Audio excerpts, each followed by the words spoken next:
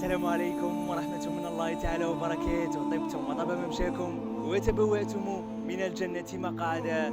الاسم جمعية العلماء المسلمين الجزائريين.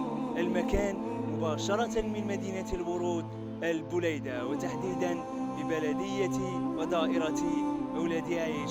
المشروع هو بناء مركب لتحفيظ القرآن الكريم وعلومه في مساحة تقدر ب600 متر.